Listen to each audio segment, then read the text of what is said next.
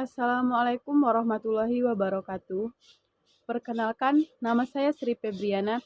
Saya dari kelas D, jurusan Pendidikan Islam Anak Usia Dini di UIN Raden Intan Lampung. Di sini saya akan menjelaskan tentang pengertian kecerdasan jamak anak usia dini.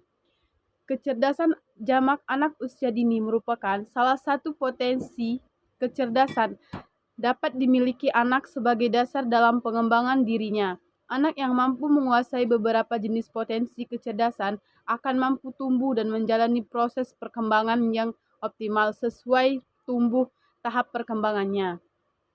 Ada 8 aspek kecerdasan jamak anak usia dini. Yang pertama yaitu kecerdasan verbal linguistik. Yang kedua, kecerdasan logis matematika. Yang ketiga, kecerdasan visual spasial. Yang keempat, kecerdasan berirama musik, kecerdasan kinestetik. Dan yang keenam, kecerdasan intrapersonal. Dan ketujuh, kecerdasan interpersonal. Yang kedelapan, kecerdasan naturalistik. Modalitas belajar dalam kecerdasan jamak. Modalitas belajar adalah cara informasi masuk ke dalam otak melalui indera yang kita miliki.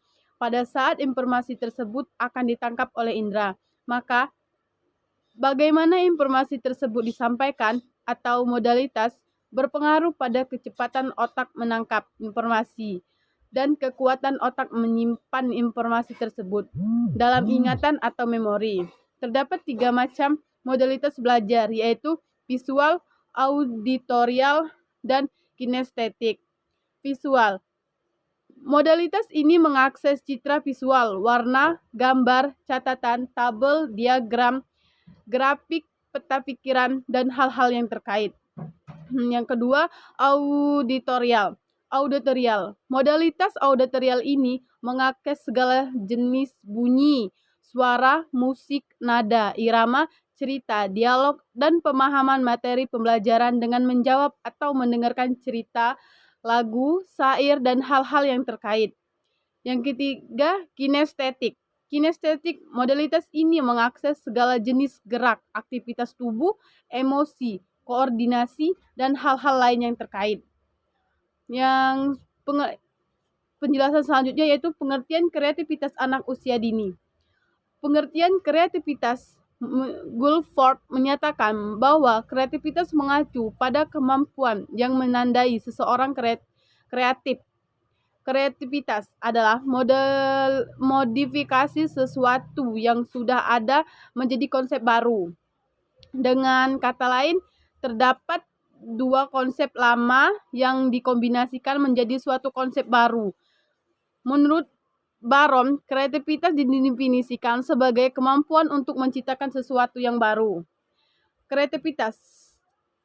Karakteristik kreativitas yaitu yang pertama merupakan ciri yang berhubungan dengan kognisi atau proses berpikir. Kesigapan, kelancaran untuk menghasilkan banyak gagasan secara cepat. Kemampuan untuk menggunakan bermacam-macam cara dalam mengatasi masalah, kemampuan untuk berproduksi sejumlah ide, dan kemampuan untuk mencetuskan gagasan unik atau asli. Ciri-ciri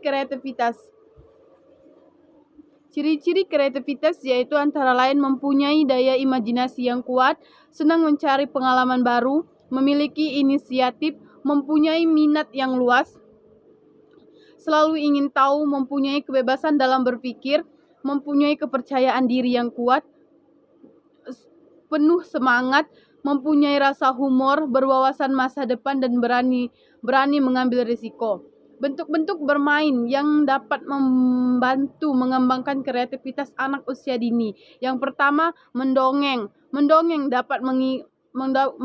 dapat mengikatkan daya khayal anak yang merupakan bagian dari pengembangan kreativitas. Yang kedua, menggambar. Menggambar memberikan kesempatan anak tentang apa yang ingin disampaikan, serta dapat pula meningkatkan daya imajinasi anak. Bermain alat musik sederhana. Kegiatan ini dapat membantu anak dalam hal menemukan sesuatu yang baru yang berkaitan dengan alat musik. Yang keempat, bermain dengan lilin atau play doh. Permainan ini merupakan permainan yang dapat membantu bagaimana anak mengeksplor lingkungannya serta dapat meningkatkan daya imajinasi anak. Yang kelima, permainan tulisan tempel. Permainan ini mendorong anak berpikir aktif dan kreatif. Yang keenam, permainan dengan balok. Yang ketujuh, berolahraga atau gerakan menari. Pengembangan kreativitas anak usia dini dengan cara yang pertama, satu, berusaha memahami pikiran dan perasaan anak. Yang kedua, menciptakan rasa aman kepada anak untuk mengekspresikan kreativitasnya. Yang ketiga, berusaha mendorong anak untuk mengungkapkan gagasan-gagasan tanpa mengalami hambatan, serta menghargai gagasan-gagasannya. Yang keempat, hendaknya lebih menekankan pada proses daripada hasil, sehingga mampu memandang permasalahan anak sebagian dari keseluruhan dinamika perkembangan dirinya. Yang kelima, tidak memaksakan pendapat, pandangan, atau nilai-nilai tertentu kepada anak. Yang keenam, berusaha mengeksplorasi segi-segi positif yang dimiliki anak dan bukan sebaliknya, mencari-cari kelemahan anak. Yang ketujuh, menyediakan lingkungan yang mengizinkan anak untuk menjelajah dan bermain tanpa pengekangan yang tidak seharusnya dilakukan. Sekian penjelasan dari saya akhiri, wabillahi taufiq wal hidayah. Wassalamualaikum warahmatullahi wabarakatuh.